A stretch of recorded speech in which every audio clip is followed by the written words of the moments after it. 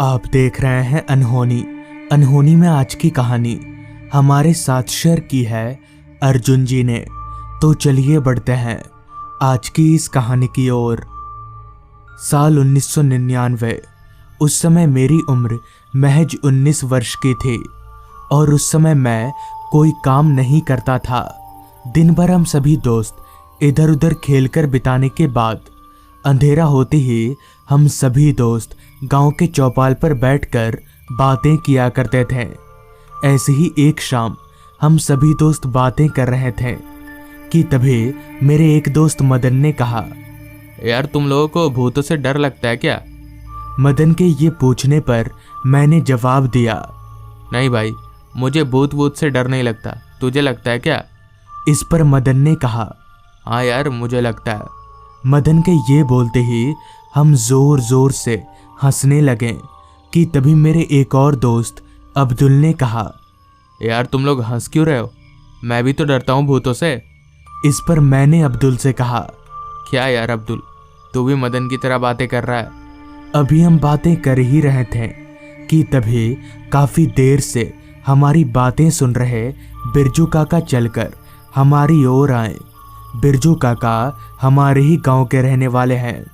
उनकी उम्र कितनी है ये तो हमें नहीं पता, लेकिन गांव के छोटे से लेकर बड़ों तक सब उन्हें बिरजू काका कहकर ही पुकारते हैं। बिरजू काका हमारे पास आकर बैठ गए और हमारी तरफ देखते हुए बोले, हंस क्यों रहे हो तुम लोग इतना? सच में भूत होते हैं, मैंने भी देखा है। इस पर मैंने कहा, कहाँ और कब? हमें भी बताइए। जिसके बाद बिरजू काका ने बताना शुरू किया।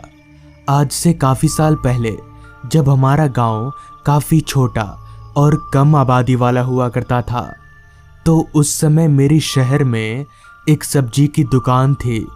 मैं अपने खेतों में उगाए गए सब्जियों को शहर में ले जाकर बेचता था, जिससे मेरी अच्छी खासी इनकम हो जाती थी। उस वक्त हमारे गांव से शहर का बाजार और भी दूर हुआ करता था, जिस कारण मुझे आने जाने के लिए अपनी साइकिल का सहारा लेना पड़ता था।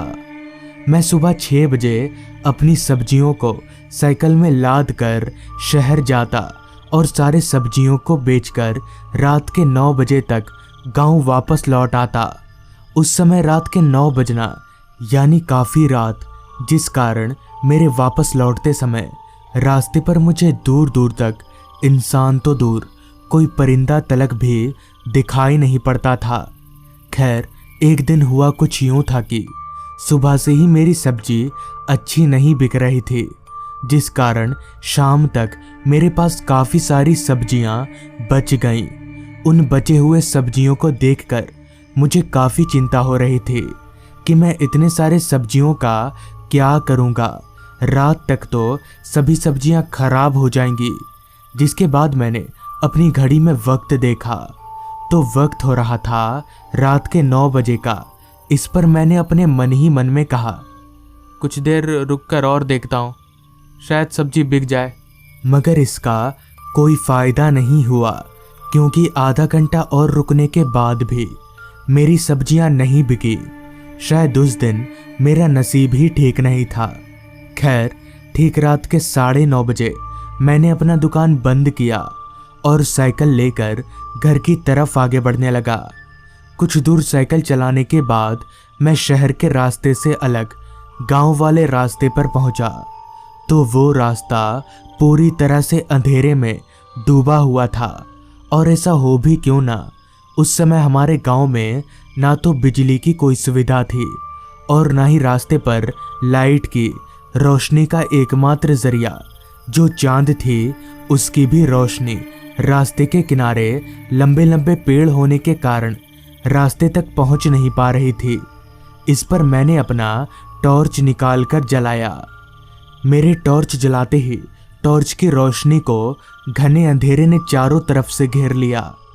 सन्नाटा तो पूरे रास्ते पर इतना फैला हुआ था कि बीच बीच में आ रही रात कीड़ों की आवाज़ें उस माहौल को और भी ज़्यादा सुनसान बना रही थी।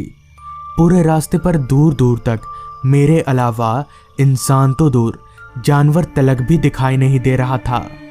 कुछ दूर टॉर्च की धुंधली रोशनी के सहारे साइकिल चलाने के बाद मैं गांव के पुराने कब्रिस्तान के करीब पहुंचा तो वहां का माहौल और भी ज्यादा वीरान था। खैर, उस समय मैं डरता तो था नहीं, तो मैं आगे बढ़ता रहा।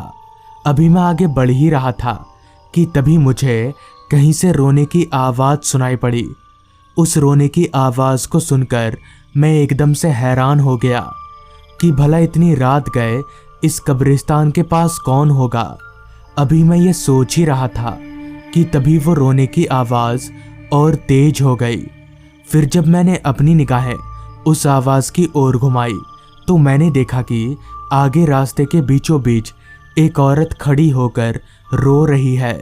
उस औरत को इतनी रात गए यहाँ देखकर मुझे समझ नहीं आ रहा था कि आखिर ये औरत यहाँ कर क्या रही है। इस पर मैंने अपने मन ही मन में कहा, लगता है इस औरत को कोई मदद चाहिए होगी, मुझे इसकी मदद करनी चाहिए। इतना बोलकर मैं उस औरत की तरफ आगे बढ़ने लगा, मगर मुझे कहाँ पता था कि अब मैं कितनी बड़ी मुसीबत में फंसने वाला हूँ। खैर, उस औरत के पास जाकर मैंने उस औरत से कहा, क्या हुआ आपको, आप रो क्यों रही है? मेरे ये पूछने पर उस औरत ने कोई जवाब नहीं दिया।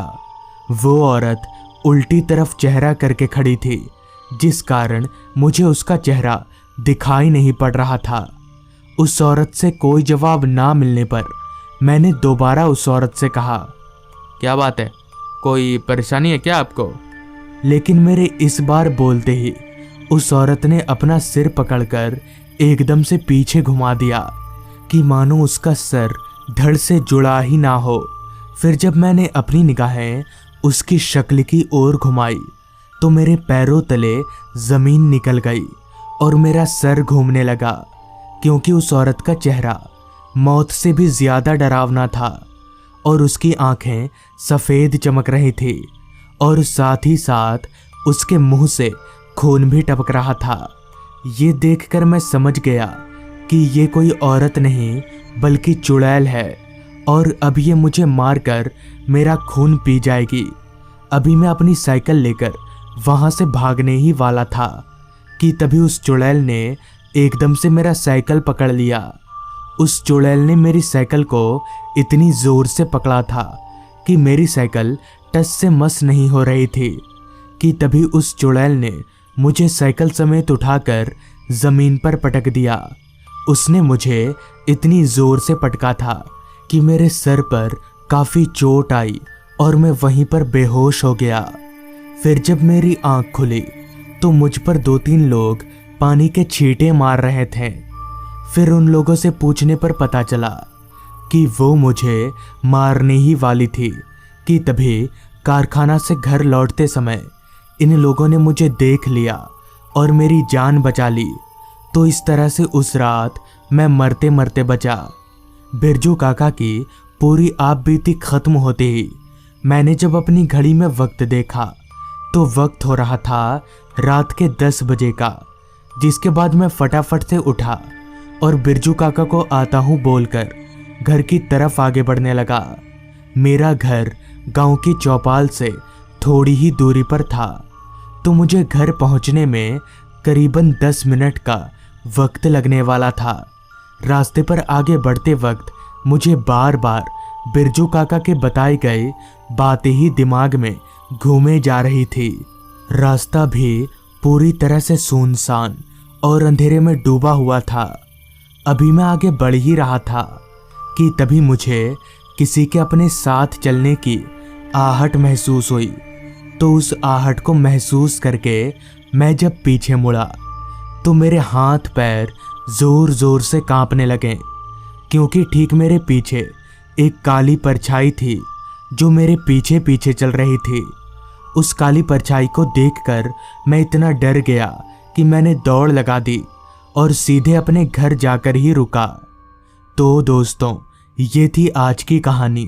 अगर आपको ये कहानी पसंद आई हो तो चैनल को ज़रूर सब्सक्राइब कर लें।